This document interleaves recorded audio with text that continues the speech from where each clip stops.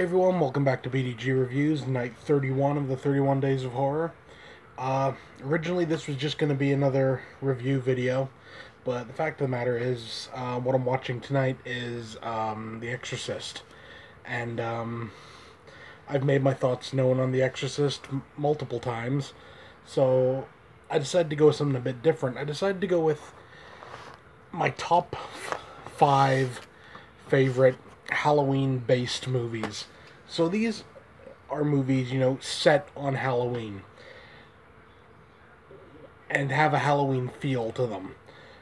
However, I have given myself one rule, and that is I can't include any Halloween movies. So, Halloween 3, 4, 5, 6, all of them, they're not on this list. They are a thing unto itself. So this is just, 5 and 1 honorable mention that I feel really work with the Halloween season and just they get the feeling right. First up, number 5, and that's The Scare House. This movie was interesting because apparently, The Scare House is an actual, like a haunted attraction type thing where people go and walk through. And this basically follows these girls go into this scare house, and there's a killer there and everything. It's like a revenge story and everything. It's really good, honestly. I got this through Horror Pack. It's kind of cool because yes, it is signed. I'm quite happy about that. But this is one, if you see this somewhere, just give it a shot. It's a really fun, just an all-around good flick. So yeah, number 5, The Scare House. So number 4, got Tales of Halloween. This is the other Halloween anthology movie. You got, Trick or Treat, and then you got this.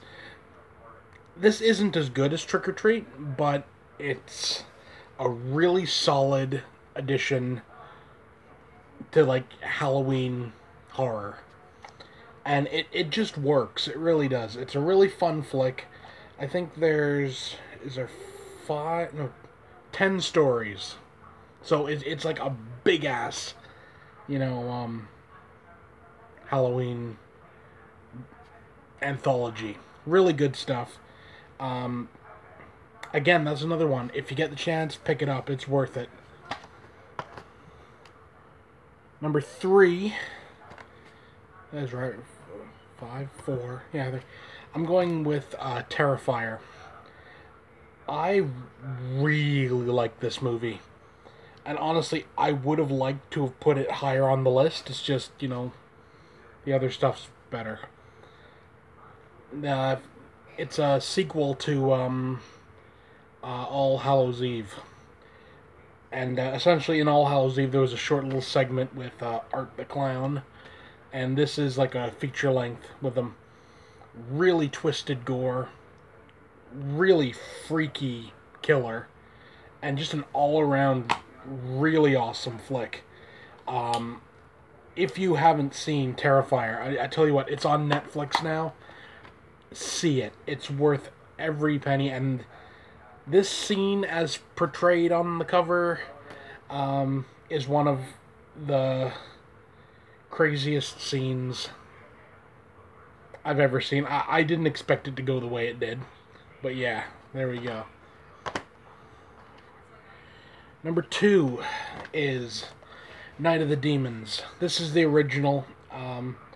The same can be said kind of for the remake, but like I said in my review for the remake the other week, this is just an all-around better film. Really good stuff. A bunch of kids are having a Halloween party, and they do it at this house, and the whole idea is, this house isn't haunted, this house is possessed. And it's an evil house, and really cool demon designs, really cool gore effects. Just an all-around really fun movie. So yeah, number 2, Night of the Demons. Now, this is the honorable mention. And I'm putting this as an honorable mention mainly just because it's not actually a horror movie. That's Donnie Darko. I've just always kind of dug Donnie Darko. It's a great flick, you know, but it doesn't really fall under horror. But it gets that Halloween aspect just right, and it's pretty fun. So yeah, there we go. Donnie Darko. It's a runner-up, if you will. Honorable mention for sure. And finally, number 1. Some people might have guessed it from from talking about Tales of Halloween, but it is Trick or Treat. This is, for my money, possibly the single best Halloween anthology movie of all time. Honestly, there's nothing wrong with this movie. Every story works.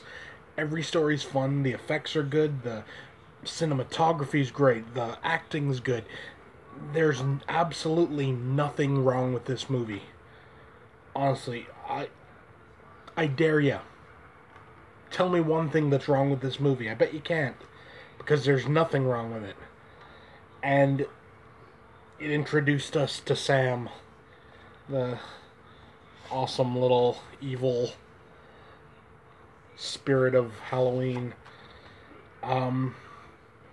Seriously though, a sequel to this needs to get made sooner rather than later. I honestly don't know what's taken people so long to get on board, but come on, people, let's get it done. So yeah, there we go. Those are my top 5 Halloween-based horror flicks. This has been a pretty fun 31 Days of Horror this year.